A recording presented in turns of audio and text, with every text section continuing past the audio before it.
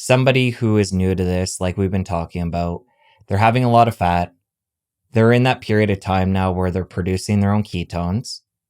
How much of that'll be from the fat through the diet versus fat on the body versus somebody like you who's still eating high fat, you're keto, but you're metabolically healthy.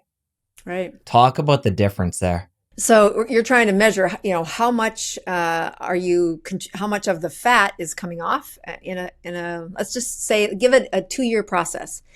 And I've got a very good example. As I do a body scan every year to measure what is my visceral fat, what is my subcutaneous fat, what's my body mass. And I'm teaching this, right? I'm supposed to be the perfect expert. But I'm in a ketogenic state. I do a fast every week of somewhere between 60 and 72 hours. And I wake up in the morning, most mornings, with a blood sugar in that 80s to 90s. And then a ketone that was great at the beginning. But then it's 0.5, 0.6, just barely on the edge. And my body mass didn't change for those 3 years. But the amount of fat that I was putting on my body did change. And it's a very good example of saying, all right, this one lever that worked really well for me was get into a ketogenic state. You can't believe how much better your brain works. You can't believe how much better your energy works. And then just hold still. Be just enough keto to keep that energy flowing. And it did work. I felt great. But as soon as I would eat a little more than my body was burning, I would store it. And that's where that, the fat around my organs, that visceral fat, is what was getting worse. And, the fat around my hips was getting worse. So what happened there? Oh, I pushed one lever, the one that I was able to manipulate. I liked nothing burger the best, meaning as soon as I would start to eat a little bit, then I was, I can have a little more. Just a bite. And I was breaking my own rules. Like, I was insulin resistant. Any woman who's carried babies to term, by definition, has been insulin resistant. And then there was life. I was, not exercising, and I was doing what every other 40-year-old did, which was put on weight.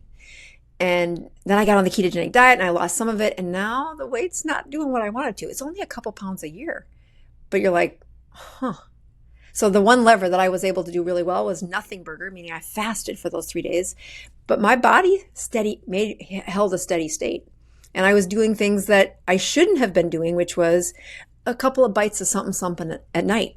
A tradition in my family of origin that wasn't a sin. We were farmers, and you worked your tail off. And if you had a little something at night, then it was a bowl of ice cream. That's not on the menu now, but even just a few bites of meat, of ketogenic foods. And my body made a bunch of insulin for that, and I stored it. So now you go 2 years later and say, what am I going to do to fix this?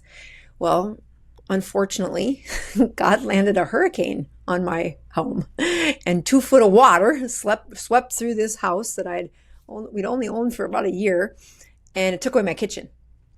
And maybe I'm cheap and stubborn. That we were not going to, we were going to live in this house while we repaired it, because what else are you going to do? But I didn't have any way to snack at night. And I was not going to eat out. That was a non-negotiable. So he took away my kitchen at night. Guess how many pounds of weight I lost when I fixed that one habit? I've heard you talk about this. 15? Yes, it's 15 pounds. That's a lot. And it was all fat mass.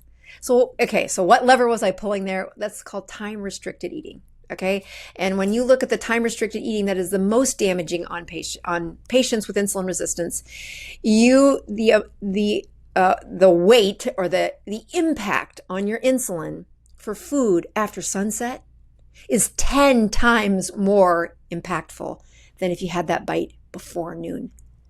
So when I learned that I could eat my sardines in the morning, because you don't need a refrigerator for sardines, and then maybe I'd have a boiled egg in the middle of the afternoon, and then I would not eat at night. I just said, okay, I need to fix this habit anyway. Makes it really easy when there's no temptation. And it took about 3 or 4 weeks before, geez, those ketones in the morning aren't 0.5 anymore. They're 1.2. they're 0.9. They're almost twice as high as they had been because of that, because I kept pushing the insulin button in the evening hours, and it wasn't a lot. And I wouldn't be, I wasn't shameful of the amount that I was like, oh, it's nothing. I'm fine. I feel great. But that insulin will help you store. So now you got two levers. You have the nothing burger. That was the fasting that I would do. And I like that. It's very, helps my spiritual growth. I usually pray for somebody in those 3 days. But I do better with nothing. As soon as I started eating is when I have the problem. And then to say, all right, sunset means no food. Stop that. And 15 pounds later, much better. Now there's other levers that are also helpful, but those two are time-restricted eating, where you move that eating window towards sunrise, and that you also give myself to undo. I need at least 36 hours to watch those ketones start to pump. 48 hours gets even better. If I can make it to 72, it's a really robust reset, Jesse. Something that I have patients use all the time, but I was too healthy for that. I was fine. Well, while we're in it here, it's great you shared all that. What are some of the other levers people can use? I love making fresh mitochondria. So there's this thing that you do with your brain where when you look at somebody, you see health, you see illness. Now, all of us do this as humans. There's this great study out of Stanford that was trying to measure telomere length. Your audience knows what telomeres are. Go over quickly. Some will, I do. Right. If DNA is like a shoestring, those little eyelets at the end of the shoestring, that plastic part, that's your telomere. And in life, the telomere gets shorter to the point where it then starts to unravel, and it really is a reflection of poor health. So there's lots of things we know that are really important for telomere length, like don't drink a bunch of booze, make sure you sleep all the way through it, don't be overweight, don't, they're like health markers. You're like, okay, all right, antioxidants are good, and being lean and healthy, okay. But there's this thing your brain does where when the Stanford folks were saying, how do we measure telomere length? It turns out one of the best ways to assess it was snapshot the patient, and let them look at them and have them grade their health. And our brain does this thing that ages them. And that was more accurate than all of the ways they were measuring these telomere lengths, this snapshot that says, just trust yourself. Are they healthy? And, 25 years of seeing patients and then having the cross-check to look at their labs, I'm good at this. That mitochondrial health is what they're looking for. That's what's really there. And when your mitochondria, which are those little powerhouses that take the fat or they take the glucose and they turn it into energy. Why was I feeling good despite having extra 15 pounds? My mitochondria were burning fat, and they did it well, and I felt I had energy. But the mitochondria needed to be grown a little. And so there is, my favorite way to do this is zone 2 training. And I can't remember. Last time we talked, did you say that you do CrossFit? No, I don't. I know about it, but it's not been my thing now.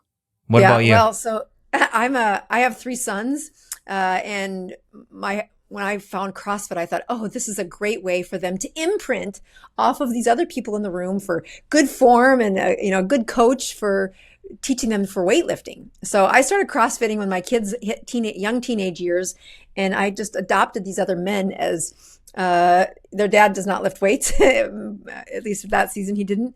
And it was great. So we go to CrossFit, but man, 3 pull-ups in and I'm sweating like a dog.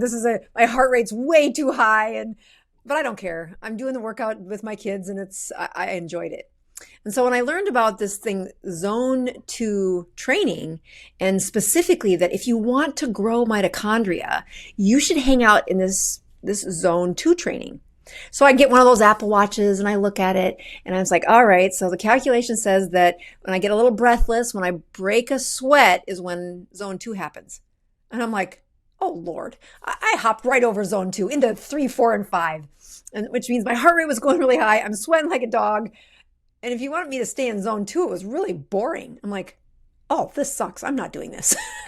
There's no way. I would have to just walk fast. Oh, I hated it. Just uncomfortable. No way. You're in zone 2 when you can't quite, you can talk, you just don't want to, and you're sweating.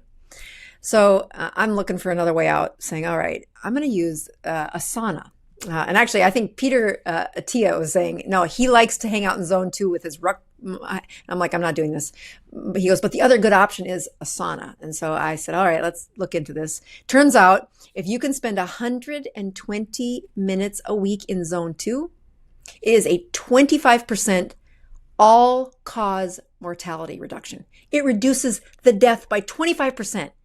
That's way better than any workout plan if you can stay in zone 2 for 120 minutes a week. So I get in my sauna. I put my Apple Watch on. I have one of those pop-up ones, so I put cover a towel on my head and stay in it till my heart rate hits hits zone 2. And then my goal is to stay in there for 20 minutes. I don't hit 120 minutes a week, but I do hit it a few times a week. And I mean, it's a really great hack that I know one of the reasons that I just sit through the uncomfortableness, listen to a podcast or do whatever it is I'm doing, is that I'm growing mitochondria. And dang, Jesse, it's almost as powerful of a lever for me as fasting has been. That I like it. It's just a tiny amount of time commitment. I think the sauna that, is at the house, it's in my routine. It's not, too cost prohibitive, or it's not 3 hours to heat it up to the part. It's 7 minutes and I'm in zone 2, so I could make a routine out of it. And boy, that's where the literature is really fun. All right, so the idea here, upgrading the mitochondria, you can do it through zone 2 exercise or getting there through a sauna. Yep. The idea here is that the mitochondria are going to process the energy, whether it be the sugars or the ketones. Right. Isn't it true that ketogenesis actually hacks the mitochondria and upgrades them in and of itself? That mitophagy, right? So yeah, autophagy is that word where it says, all right, when that glucose went down and the ketones went up, there's this tipping point in everybody's chemistry, in everybody's body, that says, all right, we're looking for resources, meaning we think there's a famine coming. And that triggers the body to say, all right, clean up all the trash, because some of those proteins that we put between, the earwax on the left side or the brain, hippocampus on the right side, we just stuffed them in a corner because we didn't need them. But let's recycle those. Let's take those proteins and put them back into action. And that happens at this moment, this change in resources. Glucose goes down, ketones go up. And the other thing that gets triggered is as you're feeding those strings of fat to the mitochondria, your body your mitochondria get a grade. Are they leaky or are they doing a good job? And if they're leaking that resources, it'll send that little vibration to the neighbor and saying, I'm going to implode and then I'm going to birth 2 more. So that's that mitochondrial turnover, mitophagy. So it says, yep, I'm not doing as good as my neighbor. And it is a relative measurement, we think, that somebody can have a just trashed mitochondria. So it's the weakest of the weakest that are trying to overcome first. But then the healthier you get, if you're the weakest one, then even that 60%er, which would have been the highest one in your old self, now will replace and you upgrade even faster and quicker. And that is youth. That is longevity. That is health. I mean, in a nutshell. If you enjoyed that clip, you're going to want to head over here and catch a full episode. I'll see you over there. Your physician is never going to care this much. They're not going to study you this much. You have to study you this much. That morning fasting blood sugar, when it only gets to 95 in the morning, you got problems. That's not normal. Yes, you're healthy.